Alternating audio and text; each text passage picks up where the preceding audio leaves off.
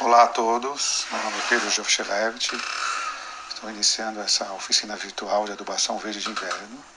Faz parte do projeto de recuperação e proteção dos serviços relacionados ao clima e à biodiversidade no corredor sudeste da Mata Atlântica do Brasil, conhecido como Projeto Conexão Mata Atlântica.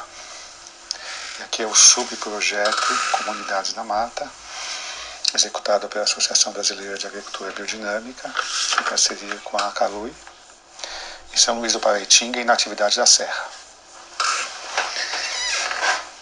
Tenho como formação, sou engenheiro agrônomo e trabalho há mais de 20 anos com agricultura biodinâmica e sou responsável por uma área de produção de sementes e plantas medicinais em Botucatu, onde sempre trabalhamos com adubação verde de verão e inverno. O tema de hoje, agora que estamos no outono, é o tema então da adubação verde, e vou explanar isso a partir, usando como base um material desenvolvido pela ACAT, o Boletim Técnico 249, de adubação verde no estado de São Paulo. Primeiro, conceituando, adubação verde é qualquer planta cultivada, mas de preferência as leguminosas, da família do feijão, que são plantas que têm a finalidade de melhorar a fertilidade do solo e a produtividade das culturas, principalmente as leguminosas, que têm a capacidade de fixação de nitrogênio.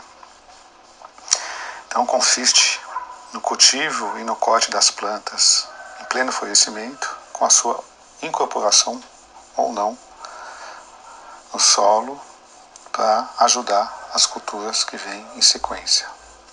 Podem ser usadas, além das leguminosas, as plantas da família das gramíneas, como cereais, as brássicas, como por exemplo nabo, e as compostas, como por exemplo girassol, entre outras. É uma prática que é usada assim na história há mais de 2.000 anos pelos chineses. Aqui no Brasil começou a usar mais intensivamente na década de 70. E isso foi uma prática, assim, tem sido uma prática muito importante dentro do manejo da produção biodinâmica, orgânica, natural, agroecológica, no sentido de buscar um sistema de produção onde se minimiza a importação de recursos de matéria orgânica de fora da propriedade e você gere essa biomassa necessária para a adubação da própria propriedade. A adubação verde é dividida em, vamos dizer assim, duas características principais, que seria a adubação verde de verão e de inverno, né? Usadas em diferentes épocas. As vantagens da adubação verde é a proteção, recuperação e manutenção dos solos cultivados, otimização da produtividade, preservação dos recursos naturais, a ciclagem dos nutrientes, adição de nitrogênio para as leguminosas e aumento da matéria orgânica do solo, aproveitamento mais racional dos insumos. Algumas espécies podem ser usadas para alimentação humana e animal. Também tem a possibilidade de usar essas plantas como quebra-vento, em consórcios com pomares e em sistemas agroflorestais. Dentro dessas plantas, as leguminosas são mais conhecidas porque elas têm também uma característica de, através de uma simbiose, de uma parceria dessas plantas com bactérias do gênero Rhizobium, a possibilidade de fixar nitrogênio, ou seja, o elemento principal de crescimento das plantas é o nitrogênio, que é muito comum na agricultura convencional, conhecido como você usa ureia ou sulfato de amônio. E essas plantas da família das leguminosas, elas conseguem, através dessa parceria com essa bactéria, fixar o nitrogênio que está no ar. Então, do ar que a gente respira, 79% é nitrogênio, ou seja, 4/5 do ar é nitrogênio, mas nós, seres humanos, os animais, as plantas, não conseguem ter acesso direto a esse nitrogênio, mas alguns micro-organismos conseguem. Então, esses micro-organismos, através de uma associação com as raízes da planta, fixam esse nitrogênio, dão para as plantas, e a planta dá água, sais de minerais em troca. Isso é visível se você arranca uma planta de uma leguminosa, essas bolinhas que se formam na raiz, uma bolinha rosada, que são destacadas, diferente do nematóide que não destaca.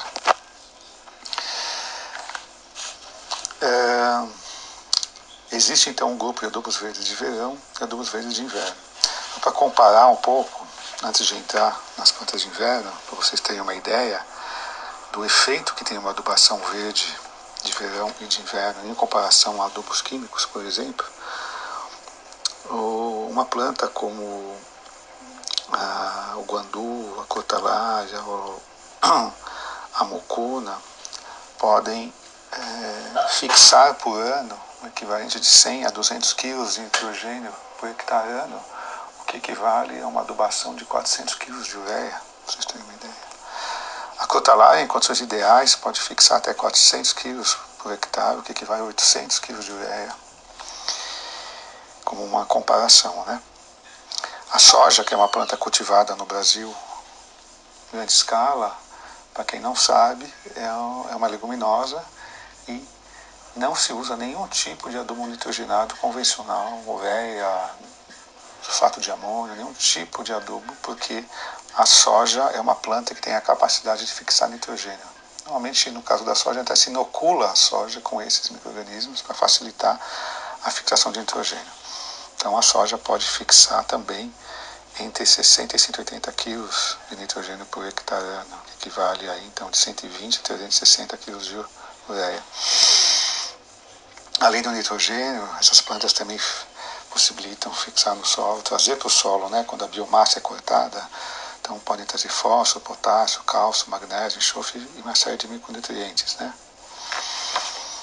Por exemplo, uma planta de inverno que se usa como leguminosa nessa época do ano, que é, por exemplo, a ervilhaca, ela pode fixar de 90 a 180 kg de nitrogênio, em torno de 2% de fósforo, 20 a 25% de potássio, porcento não, gramas, né, que tem em cada quilo do material, da matéria seca. Então, assim, esse aporte de nitrogênio e fósforo substitui, em muitos casos, a adubação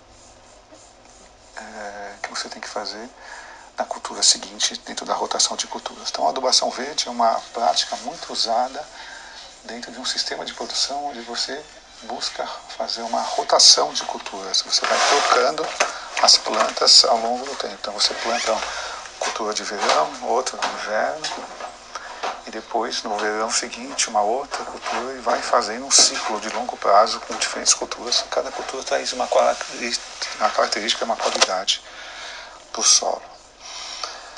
Em relação às plantas que são usadas como adubação verde no inverno, para São Paulo, são principalmente aveia preta, aveia branca, centeio, ervilhaca, nabo forrageiro, tremoço branco. Vou falar um pouquinho das características dessas plantas, né, para quem não conhece. A aveia branca é a aveia que a gente come de flocos, para uma alimentação humana, né? Mas ela é uma planta que tem ela é um pouco mais exigente em fertilidade e ela é bem suscetível à ferrugem, que é aquela que forma no inverno, que quando na época seca começa a ficar laranja a planta, né?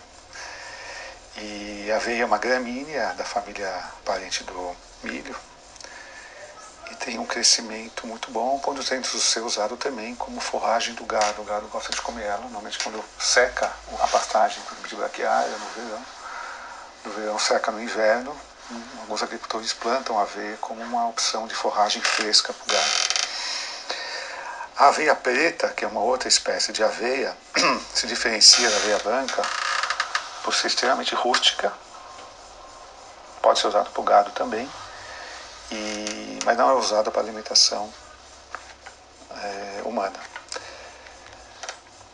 Ela tem a característica também de você pode cortar ela rebrota, então você pode fazer um pastoreio, depois deixar com uma adubação verde, mas o ideal para a adubação verde é que você deixe a planta produzir a maior biomassa possível para poder incorporar aquilo, roçar aquilo e deixar sobre o solo, gerando essa incorporação dessa matéria orgânica. Então é uma planta muito fácil de cultivar nas condições de inverno outono e inverno aqui de São Paulo. Uma outra planta que pode ser usada é o centeio, que é uma planta semelhante, um pouco parece, lembra o trigo, mas tem a qualidade do grão também, nutricional, podem ser usados em panificação. Tem aquele famoso pão preto, que é feito com centeio. É extremamente rústico e adaptado a solos de alta acidez e reduzida fertilidade nas regiões frias e montanhosas aqui de São Paulo, com grande efeito de ciclagem de nutrientes na qualidade de raiz, no que consegue desenvolver no solo. E também pode ser usado tanto para forragem verde como para feno. Tem a capacidade de rebrota também. Gosta de temperaturas mais reduzidas, ajuda no controle de plantas daninhas na cultura seguinte e pode ser cortado quando está então na fase de grão leitoso, quando os grãos criou a formação dos grãos, mas a planta está totalmente verde ainda. Depois temos as leguminosas, né, que são usadas mais aqui em São Paulo. Uma delas, então, que eu já comentei, é a ervilhaca. É uma planta típica de época fria, ela não se desenvolve em época quente, precisando de temperatura fria. Ela faz um ótimo consórcio, você pode plantar junto com a aveia e com o centeio, tem um ciclo longo e tem uma capacidade, então, de fixar nitrogênio. Uma outra planta que é usada nessa época do ano, do frio, é o nabo forrageiro, que é uma planta da família da brócoli, do couve, que tem uma raiz muito forte, usado para descompactar solos.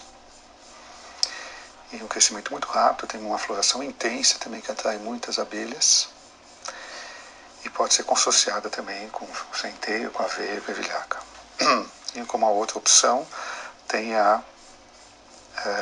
o tremoço, que é uma outra leguminosa, um pouco mais exigente em solos, gosta de frio e precisa um pouco mais de umidade no seu desenvolvimento.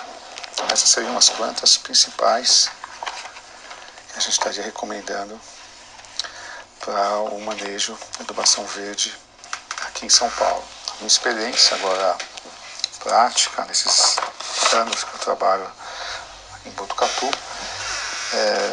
a minha experiência é que nós trabalhamos em um solo bem arenoso, quase 90% de areia no solo, com baixa fertilidade natural. Então um solo ácido, né, com baixíssimo teor de fósforo, e que tem que trabalhar dessa questão. E nós temos a experiência nessas solos rústicos, numa região também em Botucatu extremamente seca no inverno. O que a gente tem visto é que as duas plantas que mais se desenvolvem são o centeio e a aveia preta, que conseguem produzir uma biomassa muito boa com um pouco de chuva no início do crescimento, e depois elas conseguem se desenvolver, produzindo uma biomassa satisfatória. E a ervilhaca como leguminosa e o nabo forrageiro como uma brássica. Então esse consórcio dessas quatro plantas tem se mostrado muito bom. Enquanto que o tremoço ele só se desenvolve se tiver mais irrigação, e a aveia branca também precisa um pouco mais de fertilidade e irrigação, e tem o problema da ferrugem. Então a minha sugestão seria o trabalho com aveia preta, centeio, ervilhaca e nabo forrageiro. Aquelas pessoas que criam abelhas, é interessante ter essa fonte de néctar que a nabo forrageiro possibilita, podendo plantar escalonado em várias épocas. E aí na região de São Luís, na atividade como tem uma pecuária muito intensa, a aveia, o centeio e a ervilhaca são ótimas alternativas de pasto verde, pasto fresco de inverno, possibilitando uma alimentação mais rica e saudável para os animais, além de possibilitar também a produção de feno dessas plantas, né? A ervilhaca é uma planta com alto teor de proteína que ajuda bastante na produção de leite. Então, de modo geral, é isso. As práticas de adubação verde ajudam bastante se você vai perceber então, se você não usar para pecuária, mas fizer adubação verde, no sentido de preparar o solo como adubação, a cultura seguinte, na primavera, seja um milho, seja um feijão, seja uma hortaliça, você vai perceber um aumento significativo na produção pelo efeito residual que essas culturas deixam no solo. Em relação ao espaçamento, essas plantas elas são plantadas em diferentes sistemas de produção, já que o centeio e a aveia são plantas da família das gramíneas. Então a gente planta com uma densidade muito maior do que, por exemplo,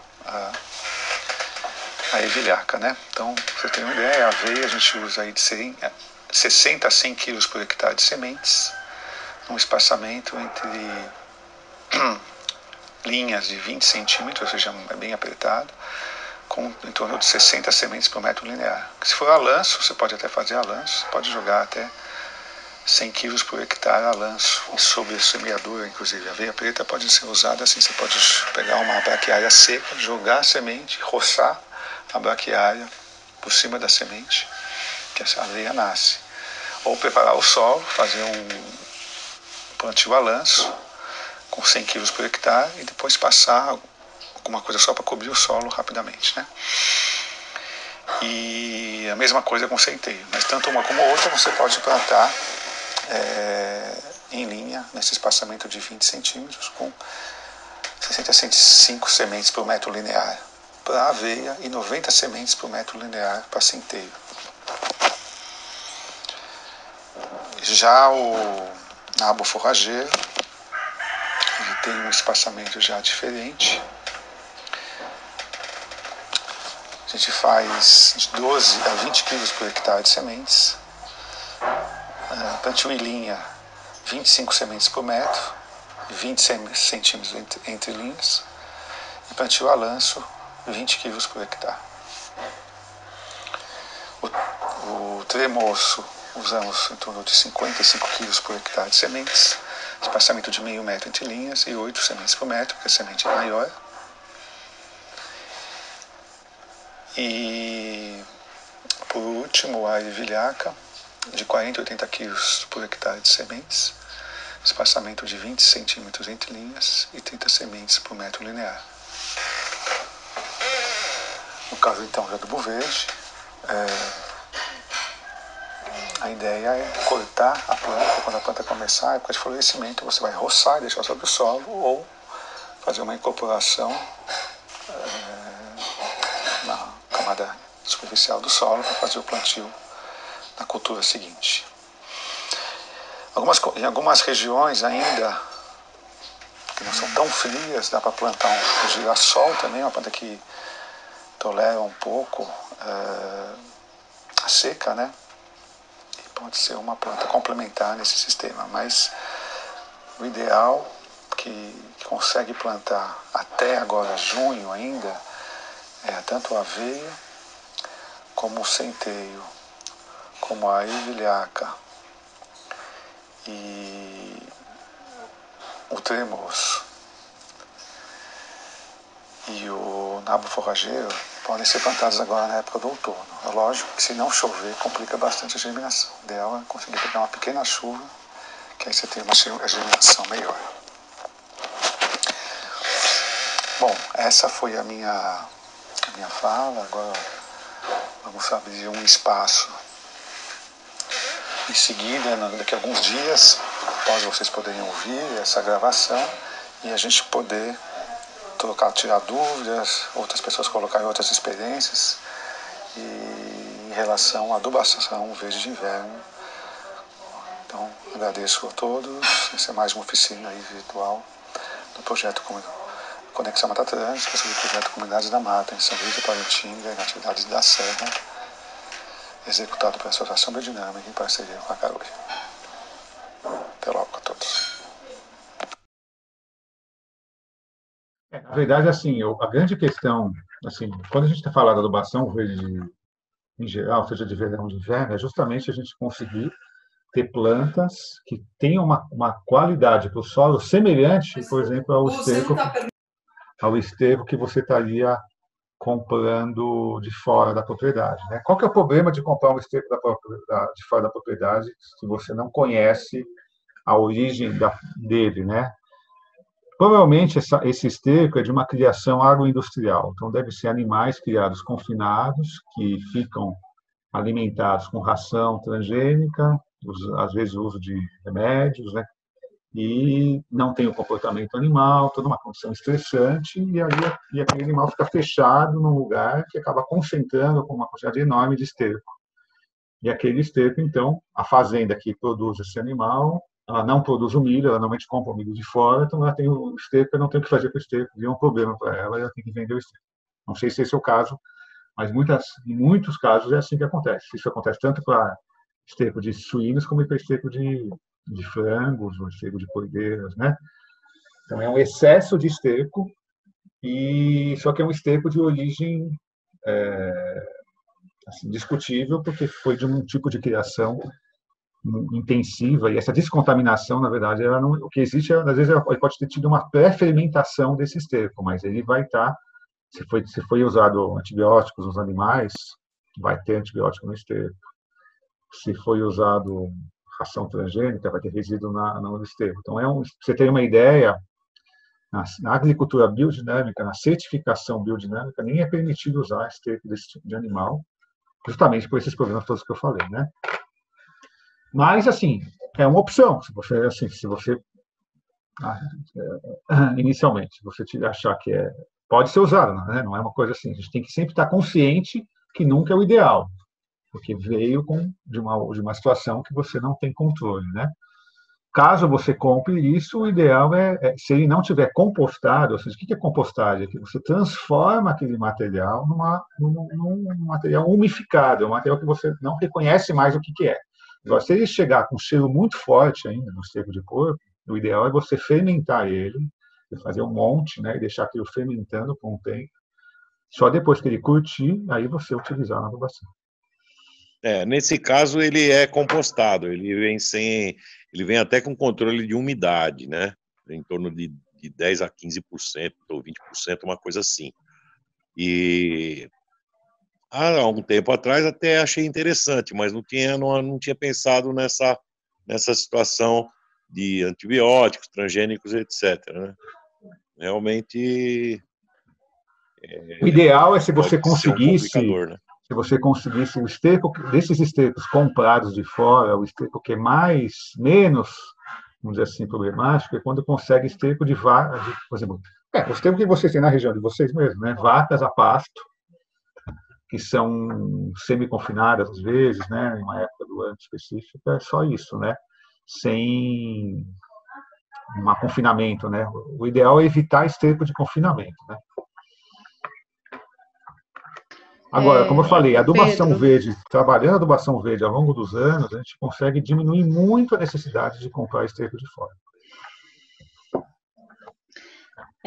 Aqui a gente está numa região que tem a questão do gado muito forte, né? Então é um potencial grande que tem e às vezes é mal aproveitado pelos próprios agricultores, né? Sem dúvida, Ana, o esterco de gado eu diria assim, o esterco de gado é o ápice da adubação. Vocês que trabalham com pecuária leiteira, o gado de corte mesmo, principalmente a pecuária leiteira, o esterco de animais ruminantes, principalmente o gado, mas isso vale também para o búfalo, vale também para a ovelha e para a cabra, mas principalmente o gado, a vaca leiteira, é o ápice do esterco, né? É onde um animal conseguiu, na evolução desse ser vivo, o processo de ruminação chegou numa qualidade de evolução assim, fantástica, né, da natureza, e você consegue, então, ter como resultado disso uma digestão, um processo digestivo altamente sofisticado, que possibilita, como resultado, ter um esterco de altíssima qualidade. Se você está pensando em fertilidade do solo de longa duração, é esterco de gado. Esterco de porco, esterco de galinha, é como um adubo. Ele responde meio a curto prazo. O esterco de gado ele possibilita a fertilidade do solo ao longo do tempo. Então é excelente usar esterco de gado, né? Ô Pedro, já falando da questão do esterco, tem um pessoal que já fez algumas experiências aqui, né? Eu acho que isso é uma recomendação de um professor aí da agroecologia, que não me lembro o nome agora, mas essa questão da semeadura na bosta mesmo, né? Não sei se você tem alguma experiência com isso, se você poderia falar um pouco disso, né? Não, eu não tenho, Ana. Você poderia, o que seria exatamente isso? É uma técnica que o pessoal está usando aí, né, de fazer, colocar a semente ali onde que o gado defeca e essa semente aproveitar a umidade, aquela questão nutricional do esterco, principalmente a adubação verde na área de pastagem, né? É uma coisa bacana, mas eu não tenho muita informação também sobre isso. O que eu já ouvi falar foi coisas assim. Eu já ouvi falar de um produtor de gado de corte no Pantanal, que ele colocava sementes para o gado comer a semente, depois para ele espalhar sementes através da digestão deles, né? Então, ele é uma pessoa que teve uma experiência grande de diversidade de capins através da alimentação animal. Agora, essa sua ideia que você está falando, me parece interessante, né? Porque você, aonde teve uma bosta de vaca naquele pasto, aquela bosta ela fermentou, ela secou, já está adubando aquele ponto, se você colocar a semente naquele lugar, com certeza é um lugar que é mais fértil do que um lugar que não teve aquela condição, né? Então, é uma ideia interessante.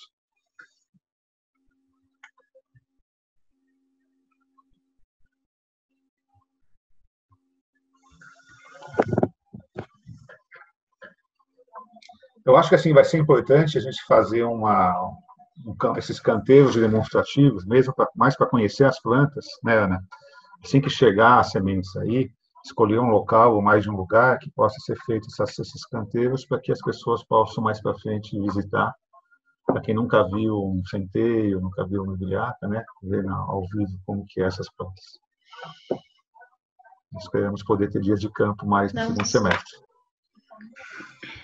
a gente já tem uma área implantada com trigo, né? Então vai ser bacana, o pessoal quiser lá conhecer. E aí a gente já vai fazer esses experimentos com esses outros adubos verdes aí, vai ser bacana. A gente, para passar essa questão do Covid aí, a gente fazer um dia de campo, né? Levar o pessoal para conhecer, né? E fazer uma experiência aí. Eu acho que também tem tudo a ver com essa questão de a gente pensar em diversidade, né? Para a gente terminando aqui, né? Um campo florido de nabo com abelhas é uma coisa extremamente bonita, né? Esteticamente também da propriedade, né? E para quem é produtor de mel, você tem mais essa coisa de plantas que são de múltipla utilização, né? Além de descompactar solo, além de ser forragem, a planta também alimenta as abelhas. Então, se a gente começar a ver, né, como a gente trabalha na agricultura biodinâmica, na agroecologia, com essa visão mais integrada, né, das diferentes plantas, né. O tremoço também pode ser usado para alimentação humana, né. Não sei se quem já comeu tremoço em conserva. A importância também a gente diversificar a nossa alimentação, né, e ter diferentes tipos de alimento, que cada uma tem uma qualidade. Todas são plantas muito bonitas, né? Vilhaca com essa flor roxa. Também atrai bastante abelha, a flor roxa. Não tanto como o nabo, mas atrai a abelha, a flor. E o nabo, como eu falei, ela cresce muito rápido, a vilhaca demora mais, então cada um vai dar flor numa época diferente, a abelha é bom. Você ter um campo de centeio e poder colher sua semente de centeio, poder fazer uma farinha, produzir um pão caseiro, né? É uma característica interessante. Mesmo uma condição que não tem tradição nenhuma em produção, né? Por exemplo, de cereais para magnificação, de repente, por que não começar a fazer experiências também de usar esses cereais para magnificação? Inclusive plantar o trigo também, né? E a aveia também, né? A aveia em flocos. Muita gente come aveia e nunca conheceu a planta e poder estar produzindo a semente dessa aveia e pode também estar usando isso como alimentação, além do gado, para o ser humano, né? Eu acho que essa visão integrada, né? Ser humano, agricultura, planta, animal, floresta, tudo junto.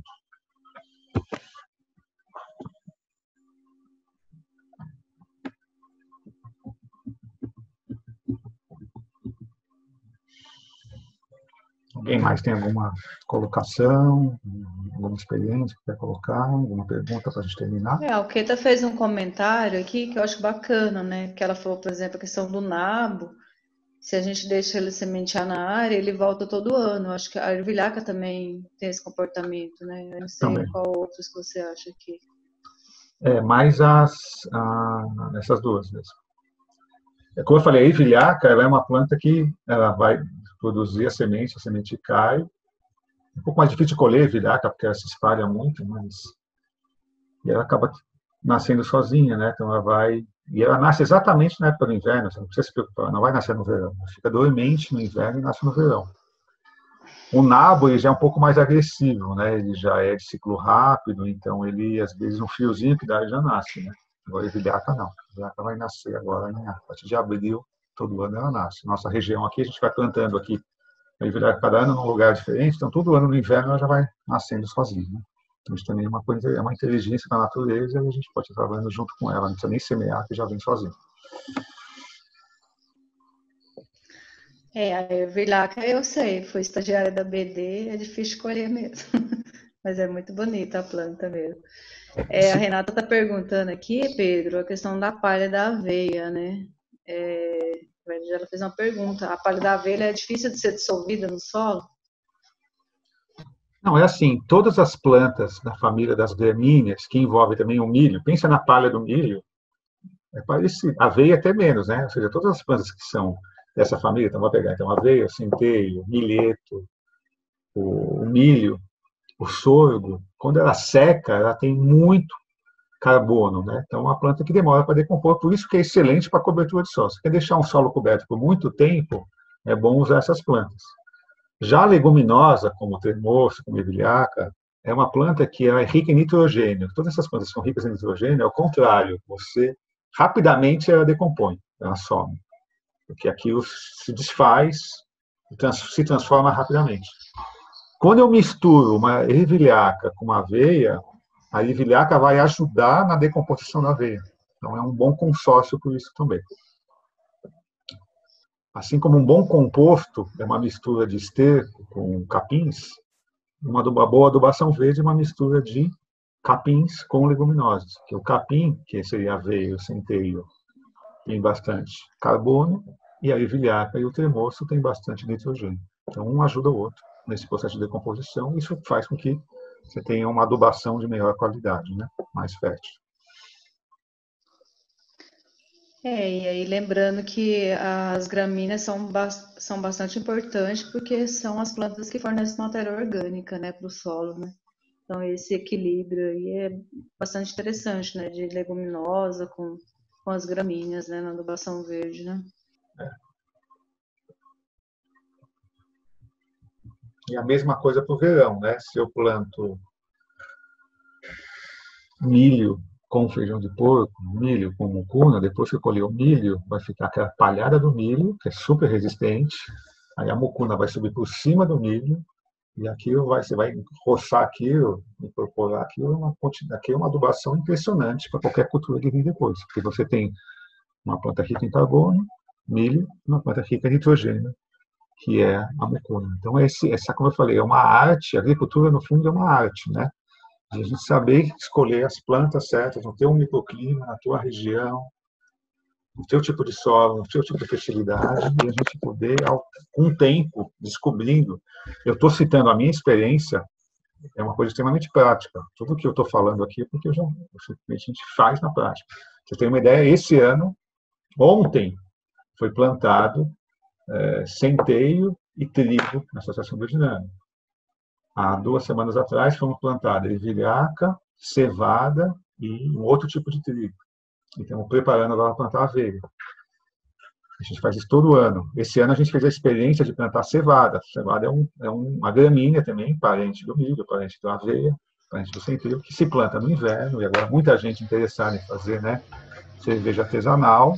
A cevada é uma gramínea de inverno também, só que eu não tenho uma experiência para dizer se ela é rústica ou não é. Então, fazer uma experiência agora com uma variedade de semente da Embrapa. Em relação ao trigo, a mesma coisa. Muita gente, quase todo mundo come trigo direto, né? Mas será que daria para plantar trigo na região aí de São Luís do Paraitinga e na Cidade da Serra? Eu acho que se vocês tiverem uma área com uma fertilidade boa de solo e com irrigação, é uma cultura que pode ser experimentada também no inverno. Você planta aí agora em abril, o trigo vai bem, né? Existem vários tipos de trigo também que a gente está experimentando. Nós trabalhamos na Associação do Janeiro com 2 variedades de trigo que estão indo bem para a gente. Então, o importante é testar, sobre experimentar. O trigo, Pedro, Pode falar.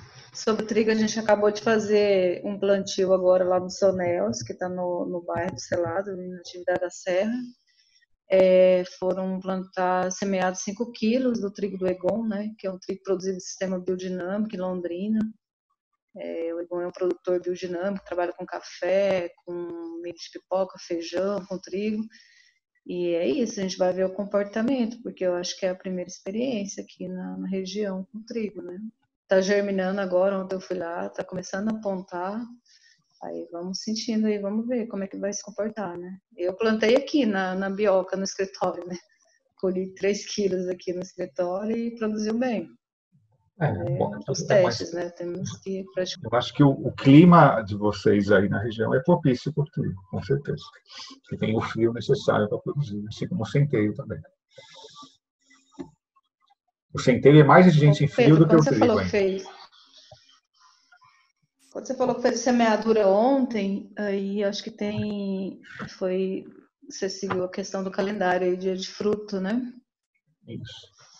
Então, isso é bom você lembrar disso, que a gente também, na biodinâmica, né, a gente tem usado esse calendário astronômico agrícola, a gente prioriza o plantio das sementes em geral, né, em dia que a gente chama de fruto, né, e desses dias de fruto no calendário identificado, né, com um símbolo de uma espiga de milho, né.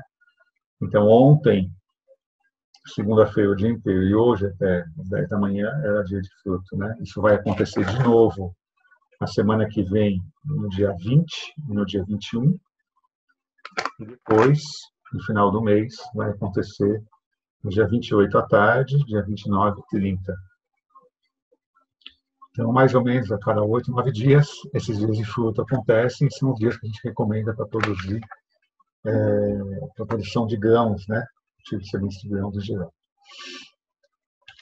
É interessante, se possível, juntar esse dia de fruto com a lua minguante. O início da lua minguante, quando a lua cheia está perdendo a sua força, né? A lua cheia aconteceu na quinta-feira da semana passada, então, a partir agora de segunda-feira, a lua já está cada vez mais minguando, né? Não é a minguante mesmo, foi na quinta, né? Então, a partir dessa semana, a semana que vem, é um bom momento para a semeadura de sementes, se puder juntar com o dia de fruta, é o ideal. Para quem tem semente na mão aí, por acaso, conseguiu a semente de aveia, minha sugestão é plantar na quarta e quinta da semana que vem.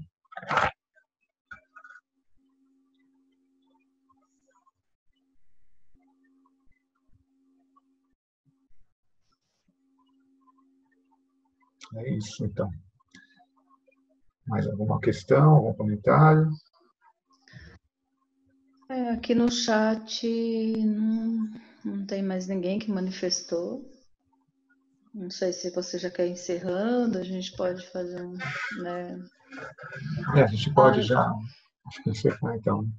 Ana, Pedro, eu queria colocar um aviso para o pessoal. Primeiro, queria te agradecer todo mundo que estava presente hoje, né? E lembrando que as oficinas virtuais, né, estão sendo uma experiência nova para todos nós. Então, é por isso que a gente, após cada oficina, vamos mandar um link de pesquisa de satisfação, onde as pessoas, né, possam responder e a gente tentar melhorar sempre, atendendo ao máximo, né, as exigências aí de todo mundo. Então, eu queria fazer esse convite de responder depois a um link que a gente vai disponibilizar nos grupos. E também essas oficinas estão sendo gravadas, né? Eu vi que essa nossa também está sendo gravada, apesar que deu uma perdida em uma certa hora, eu não Isso, sei. infelizmente. Infelizmente, mas é isso que a gente vai tentar aprimorar sempre, para que outras pessoas que não podiam estar presentes hoje, né, elas vão poder assistir depois. E também uma outra metodologia que a gente encontrou é de fazer pequenos boletins para as pessoas que nem sequer têm telefone ou celular ou internet, para poder distribuir depois para eles. E qualquer coisa que vocês tiverem, sugestões, vocês passam para as técnicas, passam para mim mesmo, e a gente vai melhorando junto, tá? É só isso, eu queria agradecer a todos e todas.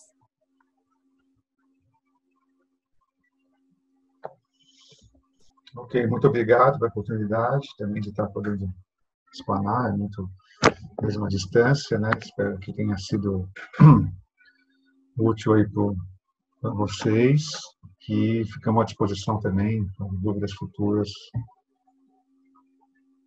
que surgirem. Então, pela equipe aí da Associação Biodinâmica, do Projeto Conexão Atlântica, a gente agradece e ficamos à disposição. Esperamos vocês na próxima oficina da semana que vem. Eu também gostaria de agradecer. Eu estou agradecendo aqui. Meu nome é Fábio Canteiro.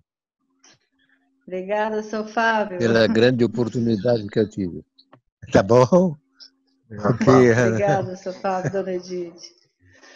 Eu queria agradecer também aí a participação dos beneficiários do projeto, o pessoal das executoras, o João Paulo, né, do núcleo em Santa Virgínia, o pessoal aí do SPG Lagoinha e Cunha, alguns participantes aí também, outras pessoas das executoras e dos outros territórios. Só para agradecer você também, Pedro, pela bela oficina. É isso, foi muito legal. Ana, só antes de terminar, aqui eu vi que tem uma última pergunta aqui que apareceu, né, que é sobre adubação, fala um pouco mais de adubação verde de pomar, né, isso? E, como eu falei, todas essas plantas que eu comentei podem ser consorciadas com pomar, principalmente quando o pomar está em fase de crescimento. Quando o pomar já está mais fechado, aí teriam que ser plantas que toleram mais sombreamento. Aí eu recomendaria, por exemplo, amendoim focageiro, né? Essa planta perene, família do amendoim, que é uma leguminosa, que fixa nitrogênio também, que tolera um pouco mais sombra, né? Mas se você está com pomar, implantação de pomar seria bem interessante usar tanto a adubação verde de inverno como a adubação verde de verão. Quando a planta está em floração, você vai roçando essa planta e sempre, em vez de deixar aonde ela cair, você espalha aquele material roçado e põe em volta das mudas. Mas é isso, pessoal. É isso, né? Obrigado aí pela aula, pela palestra, pelas orientações, e agradeço a participação de todos.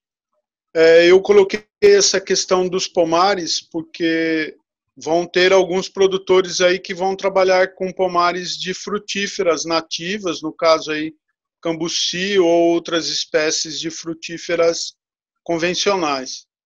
Então foi por esse motivo que eu indaguei essa possibilidade. Mas tá bom, Pedro, muito obrigado aí, valeu. Obrigado pela BD aí por propiciar esses grandes ensinamentos aí de hoje.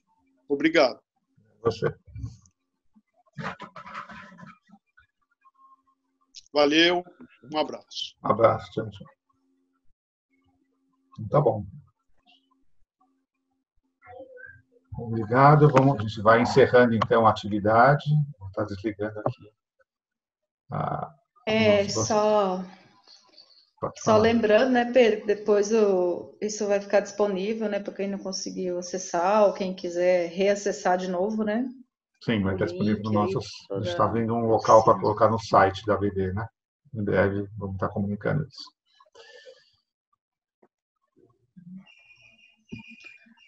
Boa tarde. Bom, grata aí, Pedro, pela oficina, pela aula. Tchau para todos aí, boa tarde, boa semana. Boa tarde. Nos vemos na terça-feira que vem, então. Boa tarde.